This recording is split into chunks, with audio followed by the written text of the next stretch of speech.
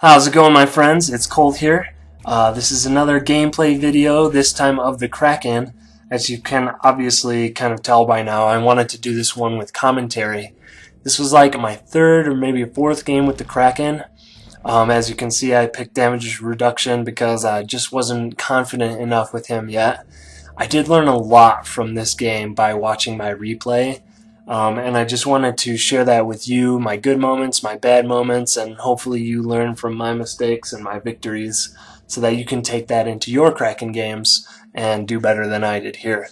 I did still win at the end, which is great, but I feel like it was less because of my own monster prowess and a little bit more because of the rookie nature of some of these hunters, except their Cabin. Oh my gosh. He was a great support, and I'll talk a bit about that later.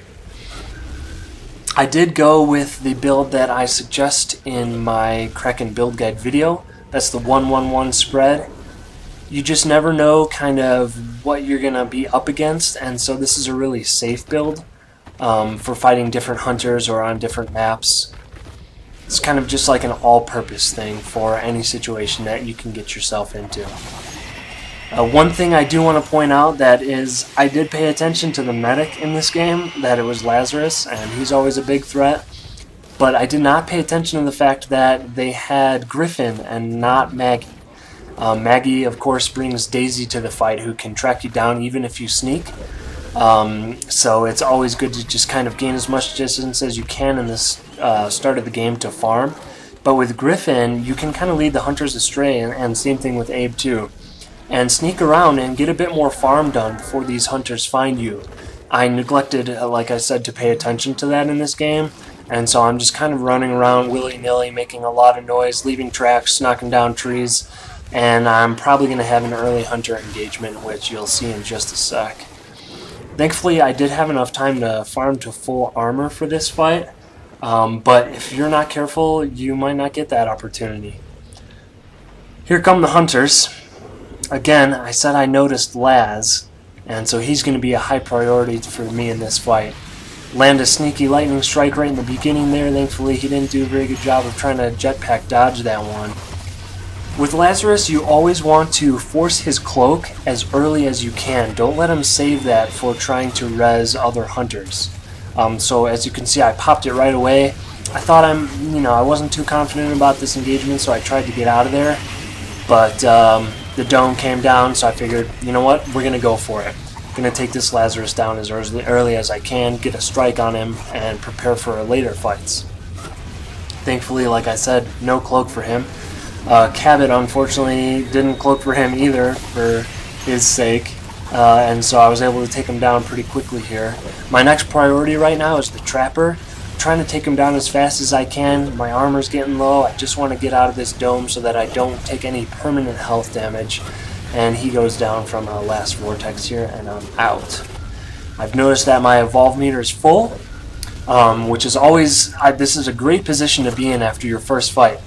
Full evolve meter, low armor, perfect. You're going to lose all armor anyway when you evolve, so this has put me in a good position. I did evolve super close to the hunters, which I probably should have gained a little bit more distance, but I did have in mind that their Trapper had just gone down, so they wouldn't be able to dome me. I think I lost some footage here, unfortunately, because I was still getting used to shadow play. The only thing you really missed is I tried to kind of re-engage the hunters a little bit, so I lost some health damage, as you can see. But other than that, I was just kind of running and farming a little bit.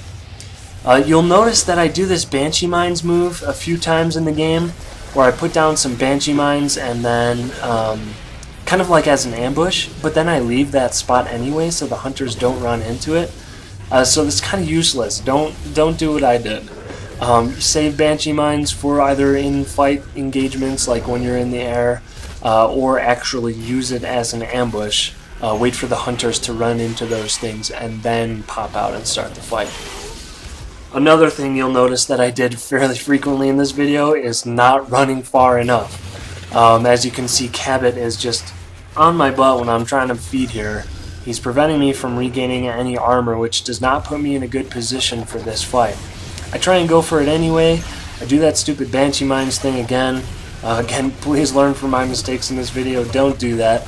And another important thing you'll notice right now is I'm the Kraken, but I am not in the highest spot on the battlefield right now. As Kraken, you always want to be either in people's faces or higher than they are. So I learned that, or realized that pretty quickly, and vortexed these guys way the heck off that position they were in, which was a good play. Unfortunately, I didn't use my abilities. I was trying to be conservative, finish this guy off with auto attacks. But eventually I get him down. I just eat a little bit more health damage than I probably should have. Lazarus can be kind of predictable in fights. As soon as someone is down or dead, you can guarantee that he'll be watching for his opportunity to go in and get the res off, so I just kind of tend to spam the corpse, and as you'll see, he lost a lot of health sitting around trying to get that revive in. So 2 of them are down right now. I probably could have finished the fight right there. The assault was really low health as well, but I had in mind that I kind of wanted to evolve to stage 3 and get that stage 3 evolution footage for my Kraken build guide video. So the fight went on a little bit longer than it probably needed to be, but that's okay because you get to learn from my mistakes. Which here was one of them. When you're fighting wildlife, you need to take advantage of the Kraken's flight. There's no reason I should have taken armor and health damage from fighting this guy, but I did. Didn't take advantage of that Kraken's ability to just hover above the battlefield and get things done from up there. The hunters, like I said, have just been real good about staying on top of me. And here you can see that they're right behind me again. They've res Lazarus. Lazarus probably revived that support so that he didn't get a strike from all my hard work in that fight. That's just one thing you got to keep in mind when you're fighting Lazarus is it worth staying right now? Is it worth taking out this hunter, or should I prioritize someone else? If I do take these guys down, am I going to need to stick around so that Lazarus doesn't get in any revives? If you do take Lazarus down, it's usually a good idea to fully kill him and not just leave him incapacitated. Otherwise, like I said, people can just pop him right back up, and if there are any other down hunters, he'll get them right back up as well. Again here, not learning my lesson with getting enough distance. Fortunately, I had a bit of line of sight so that I could eat, but as you saw, they kind of interrupted my other meal there. I think I'm trying to go for the stage 3 evolution. I've kind of had enough of engagements with these guys for a little bit. I want to kind of power up for my last fight with them. I do know that I've got 2 strikes on that Lazarus, which is huge. Lazarus, again, is just a huge threat when he's on the hunter side. He can be a little bit predictable once you get to know like how most players play Lazarus. But if you're not used to him yet, he can just essentially negate all the work that you've done on trying to take these hunters down, get strikes on them, and make permanent progress in battle. Trying to get to stage 3 here. Trying to find a good spot. Like I said, these guys have been really good about tracking me, so I eventually learned my lesson way late in the game and did a little bit of sneaking there. But that's alright, better late than never, and you guys get to learn from my mistakes. I do go with a full 3-3-3 and no points in Aftershock. It's just a build I wanted to try out this game. And again, doing that Banshee Mines mistake. I get a huge hit on Lazarus here, and I try and vortex where I think he's going to be. Let me just make a comment about situational awareness. When I look to the side here, look at right there. You might have to rewind to check it out, but I think I killed Lazarus, and I got the support in the Tyrant's Jaws. That would have been a win right then and there if I had just kind of noticed what was going on in the background. Because that just left 2 people, and I am only at half health, but that's enough to take out the Trapper and the Assault, especially if you focus on the Assault and get that damage out of the way. But just something that I didn't notice, so I'm going to try and go back out there, extend the fight a little bit, get some armor. Another thing that I completely failed to notice, as you can see in the top left of the screen, is the dropship timer. That right there tells me that, yeah, I killed somebody. and so they were totally out of the fight, but I did not even know that. I'm still thinking that this could be a 4-on-1 engagement here if I happen to fight. I am at full armor, and I know that they're going to go and try and set up at the relay, so I try and intercept them here, so that was a good move. But again, if I had that awareness, I would have known that there were people dead and that this fight I could have ended it right here.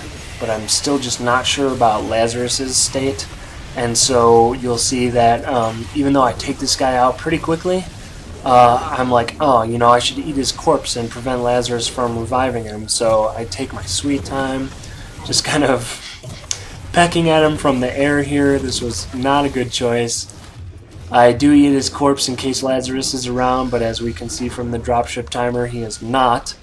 Instead of wasting my time finishing him off and then eating him, I could have just gone for the assault here and finished the game. Again, just something that you can learn from my mistakes. Another huge thing is get used to sneak attack as a monster. It is a great tool in your repertoire. In addition to all of your abilities there, sneak attack, I could have pounced on this guy and taken him out a good 30 seconds ago instead of wasting so much time trying to use all my abilities and outdamage his shield and all that. You'll also notice that I kind of failed Lightning Strike there. Lightning Strike does kind of drag around as you move your cursor. It doesn't just stay right on top of your cursor. So that's something to keep in mind when you position that initial hit of Lightning Strike. You do need time to drag that around, so keep that in mind. And here the hunters come from the dropship, confirming what I thought before, that I had gotten more down than I expected. Lazarus is at 2 strikes, so I know I can get him down real quick. He does stealth, and I'm not seeing too many footprints, so I'm just trying to kind of flail around. I probably should have done a bit more to refocus while his stealth was up, so that I could get damage on someone else, but oh well. I go for the relay, which was pretty silly of me when I had someone damaging me. So I try and deal with them so that I can get back on that. I don't know what the heck happened with the guy, that guy there. It kind of looked like he teleported. I do go to try and finish him off. I don't know why. Lazarus is dead. I don't need to be doing this. I can just refocus on the other hunter. This is kind of a weird spot for Kraken. I found myself spamming spacebar and it was just not letting me go up there. Finally, it takes a little bit of time, but I get it.